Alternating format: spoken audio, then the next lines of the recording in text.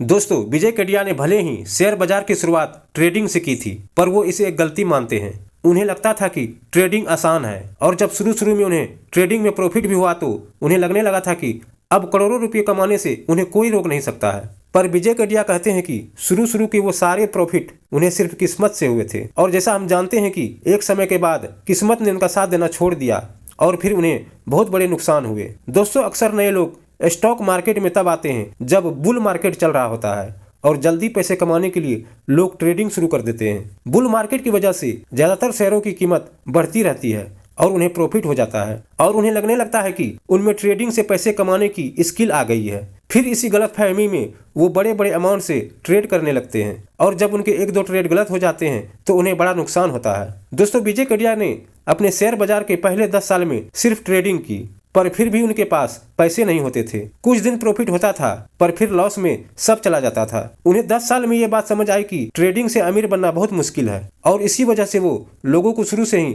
Long term investment करने की सलाह देते हैं ताकि उनकी तरह लोगों का टाइम और पैसा दोनों बर्बाद नहीं हो। दोस्तों, विजय केडिया कहते हैं कि इंजीनियर बनने के लिए हमें 4 साल की पढ़ाई करनी होती है, डॉक्टर बनना है तो 5 साल का MBBS करना पड़ता है, IAS बनने के लिए सालों तक दिन रात कड़ी मेहनत से पढ़ाई करनी होती है। पर जब शेयर बाजार की बात आती है तो हमें लगता है कि ये आसान है और हम बिना इसकी पढ़ाई और तैयारी किए ही ट्रेडिंग करना शुरू कर देते हैं। एक और उदाहरण से समझाते हुए विजय केडिया कहते हैं कि अगर हमने कभी हवाई जहाज नहीं उड़ाया और हमारा एक पायलट दोस्त आकर हमें कहे कि हवाई जहाज उड़ाने में बहुत ज्यादा मजा आता है, तो क्या हम सीधे जाकर हवाई जहाज उड़ाने की कोशिश करेंगे? बिल्कुल नहीं दोस्तों, ऐसा हम नहीं करेंगे क्योंकि ये बहुत खतरनाक है। पर हम शेयर बाजार में ठीक यही काम करते हैं। हमें कहीं से शेयर बाजार के बारे में पता चलता है और हम सीधे उसमें ट्रेडिंग करना शुरू कर देते हैं। हम ये नहीं समझते हैं कि ये कितना जोखिम भरा है और इसमें हमें बहुत बड़ा नुकसान भी हो सकता है। विजय केडिया कहते हैं कि हमें शेयर बाजार में आने से पहले इसके बारे में सीखना चाहिए, ढेर सारी किताबें पढ़नी चाहिए, सभी अच्छे इन्वेस्टर्स के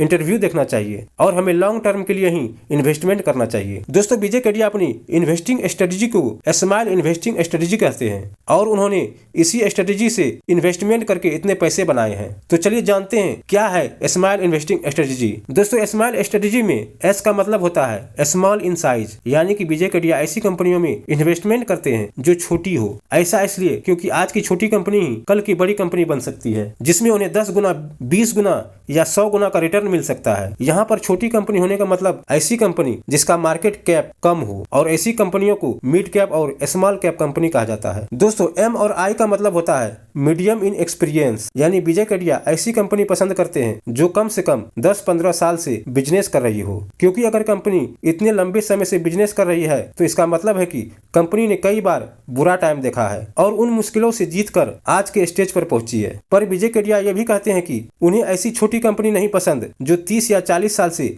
बिजनेस कर रही है और अभी तक छोटी ही है। वो कहते हैं कि जो कंपनी 40 साल में अपने इंडस्ट्रीज की एक बड़ी कंपनी नहीं बन पाई, उसमें फिर एक बड़ी कंपनी बनाने वाली बात ही नहीं है। दोस्तों, L का मतलब होता है लार्ज इन एस्पिरेशन, यानी कि कंपनी के प्रमोटर्स में ये जुनून होना चाहिए कि वो अपनी कंपनी को अपने इंडस्ट्रीज की सबसे बड़ी कंपनी बनाना चाहते हैं। ऐसा इसलिए क्योंकि एक कंपनी उतनी बड़ी ही बन पाएगी जितना बड़ा उस कंपनी के प्रमोटर्स उसे बनाना चाहते हैं, और अगर प्रमोटर्स थोड़ी बहुत सफलता से ही खुश होकर रह गए तो फिर वो कंपनी भी वहीं रह जाएगी। इसलिए विजय केडिया ऐसे प्रमोटर्स के कंपनियों में बिल्कुल इन्वेस्टमेंट नहीं करते हैं। और आखिर में दोस्तों, E का मतलब होता है एक्स्ट्रा लार्ज मार्केट पोटेंशियल, यानी कि कंपनी ऐसी इंडस्ट्रीज में होनी चाहिए जिसमें वो बहुत बड़ी कंपनी बन पाए, क्योंकि अगर एक इंडस्ट्रीज खुद ही 1000 करोड़ रुपए की है तो उसमें एक 50,000 करोड़ की कंपनी कैसे बन सकती है। इसलिए विजय केडिया ऐसी कंपनियों में ही इन्वेस्ट करते हैं जो एक बहुत बड़ी इंडस्ट्रीज की छोटी कंपनी हो पर जो तेजी से बड़ी बन रही हो, ताकि वो कंपनी फ्यूचर में आज के मुकाबले 10 गुना या 50 गुना बड़ी बन पाए। दोस्तों, विजय केडिया की सफलता बताती है कि उनकी स्माइल इन्वेस्टिंग स्ट्रेटजी को फॉलो करके लॉन्ग टर्म में काफी अच्छा पैसा बनाया जा सकता है। तो दोस्तों, ये थे विजय केडिया के स्माइल इन्वेस्टिंग स्ट्रेटजी। वीडियो आपको पसंद आया तो वीडियो को ज्यादा से ज्यादा शेयर करें, वीडियो को लाइक करें, साथ ही हमारे चैनल को सब्सक्राइब जरूर करें। फिर मिलते हैं एक नए वीडियो के साथ।